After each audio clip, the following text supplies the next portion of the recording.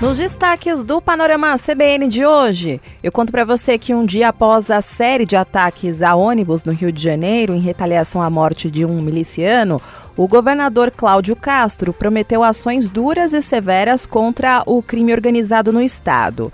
Já o governo federal descartou uma intervenção federal na segurança do Rio de Janeiro. No noticiário internacional, a sessão do Conselho de Segurança da Organização das Nações Unidas teve um atrito diplomático entre a ONU e Israel. O secretário-geral da organização, Antônio Guterres, disse que os ataques do Hamas a Israel não aconteceram do nada. Depois dessa fala, o embaixador de Israel pediu a demissão imediata do secretário-geral da ONU. E no esporte, a seleção brasileira de beisebol fez história hoje no Pan-Americano de Santiago. O Brasil venceu Cuba e se classificou para as semifinais da competição e agora vai brigar por uma medalha inédita na modalidade. Panorama CBN. Olá para você que está ouvindo o Panorama CBN, eu sou Juliana Prado e vou te contar em menos de 30 minutos tudo o que foi notícia nesta terça-feira, dia 24 de outubro de 2023.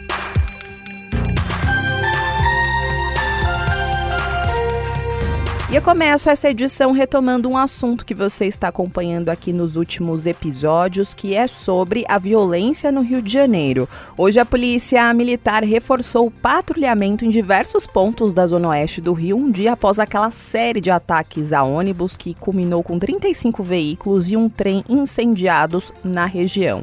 O ataque foi feito por criminosos em uma retaliação à morte de um chefe de um grupo miliciano da região.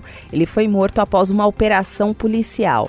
E as forças de segurança pública reforçaram o patrulhamento na região porque o miliciano Matheus da Silva Rezende, conhecido como Faustão, que foi morto na operação de ontem, foi enterrado hoje. O miliciano Matheus da Silva é sobrinho do também miliciano Zinho, que continua vivo e que está sendo alvo de operações da polícia. Depois do caos que tomou a cidade ontem pela ação orquestrada da milícia na Zona Oeste, a reação do governo estadual hoje foi muito aquém da gravidade do caso. Na parte policial dessa história, a Polícia Civil do Rio informou que vai indiciar 6 pessoas envolvidas nos ataques a ônibus da cidade pelo crime de terrorismo. Na parte do transporte público, que foi bastante afetado porque aconteceu bem no horário de pico ontem, em que várias pessoas não conseguiram voltar para casa, somente no final da manhã de hoje que a situação no transporte foi totalmente normalizada. Do ponto de vista político, hoje o governador do Rio, Cláudio Castro, voltou a falar sobre esse assunto e ele prometeu ações duras e severas contra o crime organizado no estado. Cláudio Castro diz que vai pedir ao Congresso punições mais rígidas para a lei de terrorismo e que o estado do Rio não pode ser tomado por máfias, como acontece na Colômbia e no México. Crime de terrorismo não pode ter progressão de pena. A pena tem que ser 30 anos de regime fechado sem progressão. Utilização de armas de guerra, a mesma coisa. Operar serviço público para tráfico, milícia, terrorismo, máfia, também tem que ser um crime de 30 anos sem progressão. Eu amanhã já marquei com o presidente Arthur Lira e com o presidente Rodrigo Pacheco. E ou a gente endurece a legislação, como outros locais do mundo fizeram, ou a gente vai ter essa mistura aí de México com Colômbia, que tá virando o Brasil na área da segurança pública. Cláudio Castro admitiu também que a polícia não esperava um ataque dessa dimensão após a operação policial de ontem e ele garantiu que as cenas que aconteceram na segunda-feira vão servir de aprendizado. Então foi uma situação totalmente atípica, desproporcional. Já pegamos traficantes muito mais conhecidos e nunca teve isso. Realmente aumenta o nosso grau de aprendizado, até porque a gente não pode deixar que isso vire moda. Não é porque teve uma situação que a gente lamenta que a gente vai de forma alguma retroceder. Não daremos um passo sequer para trás no combate à criminalidade. Continuaremos firmes, continuaremos mostrando que nós somos o Estado. E o Estado tem obrigação de garantir a segurança da população. Agora, as ações das forças de segurança do Rio vão se concentrar na busca e na prisão de 3 criminosos. Segundo o governador Cláudio Castro, são eles o Luiz Antônio da Silva Braga, conhecido como Zinho, o Wilton Quintanilha, o Abelha, e Danilo Dias Lima, o Tandera. Eles são os 3 principais chefes de grupos milicianos e de facções do estado. Luiz Antônio da Silva Braga, o Zinho, quase foi preso ontem. Na operação da polícia, o sobrinho dele, o Faustão, foi morto. Foi essa situação que gerou ataques a ônibus. Zinho é alvo de constantes operações da Polícia Civil do Rio. Ele é irmão de Wellington da Silva Braga, o Eco, que morreu em 2021 após uma operação policial. Por causa dessa morte, a questão territorial de várias milícias na região começou a ficar insustentável. Eles estão brigando por territórios em vários bairros do Rio de Janeiro. Cláudio Castro também descartou hoje uma intervenção federal no Rio neste momento, nos moldes do que aconteceu em 2018, você deve se lembrar. Ele disse que vai para Brasília nesta semana e que vai se reunir com o ministro da Defesa, José Múcio Monteiro, para discutir uma atuação das Forças Armadas no território fluminense. Já o secretário executivo do Ministério da Justiça, Ricardo Capelli, esteve no Rio de Janeiro hoje e definiu o ataque de ontem como gravíssimo, mas ele disse que ainda é cedo para pensar em alterações relacionadas à presença das forças federais no estado do Rio de Janeiro. Situação grave, né? Muito grave. Facções criminosas desafiando o Estado Democrático de Direito. É uma clara ameaça à autoridade do Estado, uma situação inaceitável. Nós estamos ampliando muito a presença da Polícia Federal no Rio de Janeiro, com homens, equipamentos, tecnologia, porque nós acreditamos no trabalho de inteligência.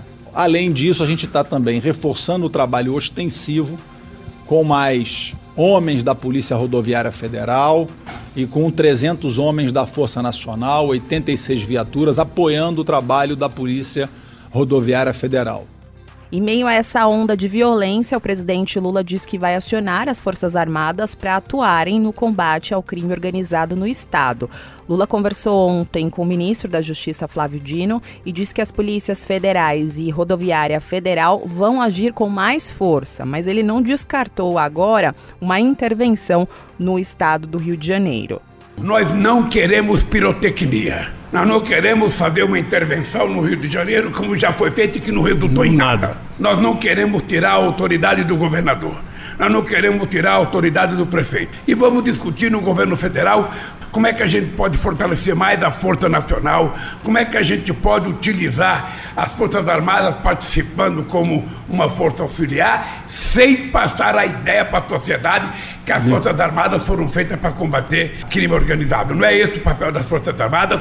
Lula disse que o governo federal não vai lavar as mãos em relação a essa questão no estado do Rio de Janeiro, porque é um problema do país, e criticou a liberação de venda de armas no governo Bolsonaro e disse que essa medida fez com que o crime organizado conseguisse um arsenal que não tinha antes. Hoje também o presidente Lula levantou a possibilidade de recriar o Ministério da Segurança Pública, proposta que foi discutida na transição de governo, mas que o atual ministro da Segurança Pública e da Justiça, Flávio Dino, é contrário. Lula diz que ainda está pensando sobre esse assunto. Do Rio de Janeiro, vamos para São Paulo, porque hoje teve novidades sobre aquela história do sumiço das metralhadoras de um quartel do Exército. Hoje, o Exército informou que não há mais nenhum militar aquartelado no Arsenal de Guerra de São Paulo. Ou seja, agora os militares podem entrar e sair livremente. Essa medida de aquartelamento tinha sido tomada por causa do furto de 21 metralhadoras e, ao todo, 480 militares ficaram aquartelados entre os dias 10 e 17 de outubro. Eles foram proibidos de entrar e sair do quartel e também tiveram os celulares confiscados. Com a investigação desse caso, aos poucos o Exército começou a liberar os militares. Até ontem, 7 continuavam aquartelados, sendo que 3 deles, desse grupo de 7 militares, seriam os responsáveis pelo furto, de acordo com a investigação. Um teria aberto o paiol, outro pegou as armas e um terceiro transportou num caminhão militar para fora do quartel. Além deles, mais 13 militares são investigados por envolvimento indireto com o desaparecimento dessas armas. No total, são pelo menos 20 militares suspeitos por alguma participação nesse caso. Todos eles estão sendo investigados e nos próximos dias o Exército deve pedir à Justiça Militar a prisão dos envolvidos no desaparecimento dessas metralhadoras no quartel em Barueri, na Grande São Paulo. O pedido vai passar antes por uma análise do Ministério Público Militar. Até agora, 17 metralhadoras foram recuperadas. Outro assunto que teve atualização hoje foi o escândalo da ABIN. O governo federal demitiu hoje o número 3 da Agência Brasileira de Inteligência em meio àquela investigação da Polícia Federal sobre o uso ilegal de um programa espião pela agência para monitorar adversários do ex-presidente Jair Bolsonaro. A pessoa que foi demitida hoje foi Maurício Fortunato Pinto. Ele ocupava o cargo de secretário de Planejamento e Gestão e era homem de confiança da atual chefia da ABIN. Ele estava na diretoria de operações da ABIN sob a gestão do delegado da Polícia Federal, Alexandre Ramagem, que é muito aliado ao ex-presidente Jair Bolsonaro. Inclusive, ele é deputado federal atualmente. Antes dessa exoneração, ele já estava afastado das funções desde sexta-feira após uma decisão do ministro do Supremo Tribunal Federal, Alexandre de Moraes. O ministro da Casa Civil, Rui Costa, que cuida dessas demissões, disse hoje que pessoas afastadas não têm condições de ficar ocupando o cargo e que elas agora estão liberadas para fazerem as suas defesas pessoais mais livremente. Paulo Maurício Fortunato prestou depoimento na Polícia Federal na sexta-feira após ser alvo da operação, mas ele ficou em silêncio.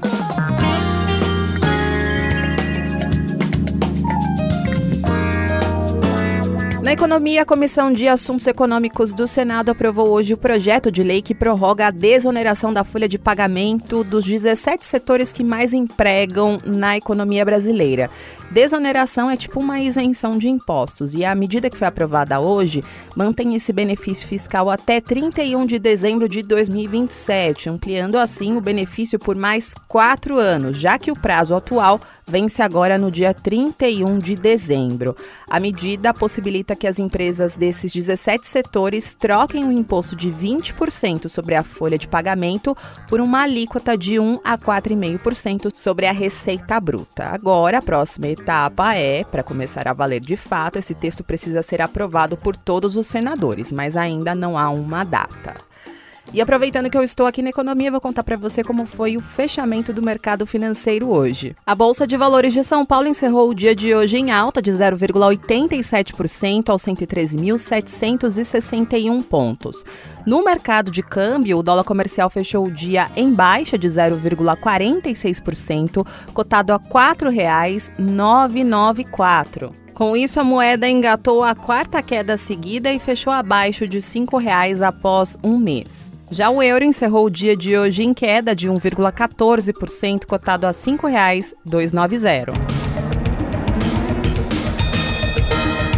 No noticiário internacional, claro que o conflito entre Israel e Hamas foi a principal notícia do dia. Na parte diplomática dessa história, hoje o Conselho de Segurança da ONU retomou as discussões sobre a guerra e sobre um cessar-fogo, ou seja, uma pausa nos bombardeios para a entrada de ajuda humanitária na faixa de Gaza. Hoje os Estados Unidos apresentaram uma proposta de resolução para esse conflito, após vetar na semana passada uma proposta que foi elaborada pelo Brasil. A solução norte-americana, ela deve ser votada ainda nesta terça-feira, após o debate entre todos os membros do Conselho. Enquanto eu gravo esse episódio, isso ainda não aconteceu, mas a Rússia já declarou abertamente que é contra essa proposta. O texto que foi redigido pelos Estados Unidos não fala em cessar-fogo, que gerou aí uma resposta negativa dos russos. Então, com isso, como a Rússia é membro permanente do Conselho de Segurança da ONU, por mais que essa proposta aí dos Estados Unidos seja aprovada pela maioria, ela não vai entrar em vigor com o poder de veto da Rússia, porque ela tem esse superpoder com apenas um voto cancelar todas as negociações. E mais uma vez com isso, todas as tratativas ficam paralisadas e voltam à estaca zero. Antes da votação, a sessão do Conselho de Segurança da ONU teve um atrito diplomático daqueles entre a ONU e Israel. E eu vou contar para você o que aconteceu. Antes de começar as discussões sobre essa proposta dos Estados Unidos, o secretário-geral da ONU, Antônio Guterres, fez um discurso que irritou o governo israelense. Antônio Guterres disse que os ataques do Hamas no dia 7 de outubro a Israel não aconteceram do nada. Ele falou que o episódio é resultado da falta de discussão há anos do direito da Palestina de ter um território. Ele também disse que está preocupado com as constantes violações dos direitos humanos no conflito e falou também que a ajuda humanitária que está chegando à população palestina é uma gota no mar de necessidades. Os palestinos têm sido submetidos a 56 anos de ocupação. Eles viram suas terras divididas por assentamentos, pessoas deslocadas, casas destruídas. A esperança para uma solução política para suas esperanças se perdeu. Não podemos justificar os ataques do Hamas, mas também não podemos, isso não pode justificar a punição coletiva do povo palestino. Até a guerra tem regras, excelências. Nós precisamos pedir que todas as partes envolvidas respeitem a lei humanitária, que conduzam operações para proteger civis, proteger hospitais e a viabilidade das facilidades, das instalações das Nações Unidas, que estão acomodando tantos palestinos, milhares. Guterres ainda fez um apelo por um cessar-fogo humanitário imediato para a entrada de ajuda humanitária. Para você ter ideia, apenas 3 comboios com menos de 100 caminhões foram permitidos entrar em Gaza. A ONU disse que essa ajuda não é nem 1/3 de todos os itens que os palestinos em Gaza precisam. Antônio Guterres informou também que cerca de 35 funcionários da ONU morreram em Gaza desde o início da guerra. Depois dessa fala bem forte de Antônio Guterres, o ministro das Relações Exteriores de Israel, Eli Cohen, cancelou a reunião que faria com o secretário-geral. Já o embaixador de Israel na ONU, Gilad Erdan, pediu a demissão imediata de Antônio Guterres do cargo. Nessa mesma sessão do Conselho de Segurança da ONU, o ministro das Relações Exteriores de Israel, Eli Cohen, defendeu os bombardeios do seu país na faixa de Gaza e disse que a guerra é uma questão de sobrevivência. Nós, Israel, não só temos o direito de nos defender, nós temos o dever de nos defendermos.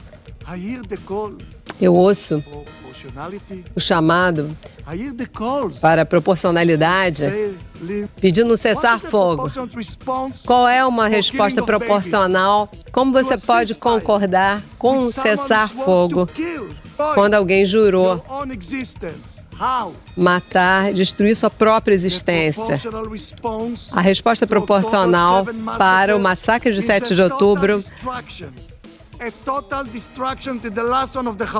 é acabar com o último do Hamas. O ministro das Relações Exteriores do Brasil, Mauro Vieira, que estava presidindo essa reunião na ONU, porque o nosso país está na presidência rotativa neste mês, cobrou a libertação dos reféns pelo Hamas e disse que Israel tem a obrigação de proteger a população de Gaza e também ele fez um apelo por um cessar-fogo. Mauro Vieira aproveitou para cobrar a ONU e disse que o Conselho de Segurança vai responder pela falta de ação. Desde 2015, não se conseguiu aprovar uma resolução. Obstruções sempre impediram decisões importantes para a paz. Assim, a situação no Oriente Médio é uma das mais prejudicadas no Conselho de Segurança e esse Conselho precisa fazer frente a isso. nós seremos considerados culpados da nossa falta de ação e da nossa complacência. Nós precisamos instigar a ação multilateral. Já Riyad al-Maliki, ministro das Relações Exteriores da Palestina, agradeceu aos países vizinhos, ao Brasil e à ONU pelo apoio recebido durante a reunião do Conselho de Segurança. Massacre perpetrado por Israel contra a população palestina civil precisa ser interrompida. O Conselho de Segurança tem a obrigação de parar isso. É nosso dever coletivo parar, interromper esse processo. O fracasso desse Conselho é indesculpável. Nós expressamos a nossa apreciação ao Brasil por convocar esta reunião para discutir essa grave situação. Já o secretário de Estado dos Estados Unidos, Antony Blinken, mudou um pouco de opinião sobre o conflito, lembrando que os Estados Unidos apoiam firmemente Israel. Blinken disse que, embora Israel tenha o direito e o dever de se defender, a maneira como faz isso importa sim. Ele disse que os palestinos não têm culpa sobre a atuação do Hamas e que precisam ser protegidos. Nós também concordamos na necessidade vital de proteger os civis. Embora Israel tenha o dever e o direito de se defender, a maneira como faz isso importa. Os palestinos precisam ser protegidos, eles não têm culpa do que o Hamas fez. O Hamas os usa como escudos humanos. Israel precisa tomar todas as precauções para evitar o sofrimento de civis. Então, água, alimento, combustível precisa ser levado às pessoas de Gaza. Pausas humanitárias precisam ser consideradas para esses propósitos. A situação humanitária dos palestinos está cada vez pior. Hoje, a Agência da ONU para Refugiados Palestinos fez um alerta. Diz que precisa de combustível para atuar nos hospitais, para abastecer os carros da equipe da ONU e para estação de bombeamento de água. E que se isso não acontecer até amanhã, quarta-feira, o atendimento na faixa de Gaza vai ser interrompido. Do lado de Israel, ontem eu contei para você que mais 2 pessoas que eram feitas reféns pelo Hamas foram soltas, né? E uma delas contou hoje o que passou nesses dias. Ela foi a primeira que resolveu falar sobre esse assunto. A israelense de 85 anos, que foi solta por questões humanitárias, diz que passou por um inferno enquanto esteve mantida refém.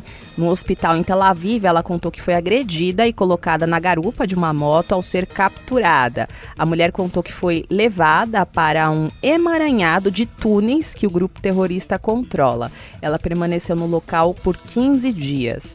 Ela também contou que no cativeiro, inicialmente ela foi agredida com varas, mas depois ela recebeu atendimento médico. E passada essa violência inicial, a israelense disse ter sido bem tratada. Ela contou que os reféns, assim como os criminosos que os vigiavam, foram alimentados com queijo e pepino quase todos os dias.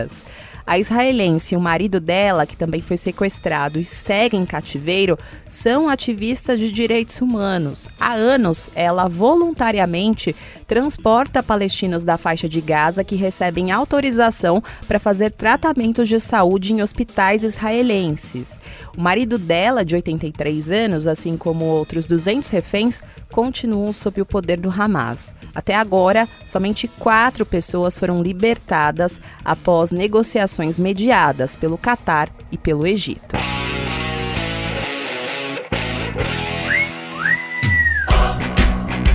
E no esporte, a seleção brasileira de beisebol fez história hoje no Pan-Americano de Santiago, no Chile. O Brasil venceu Cuba por 4-2 e se classificou para as semifinais da competição e agora vai brigar por uma medalha inédita na modalidade. E o feito de hoje já foi muito significativo, porque a seleção brasileira superou os cubanos, que são donos de 12 medalhas de ouro, além deles terem uma tradição imensa nesse esporte. Inclusive, muitos jogadores jogadores que jogam em times nos Estados Unidos são cubanos. E com 3 vitórias em 3 jogos, a equipe brasileira passou da fase em primeiro lugar no grupo B.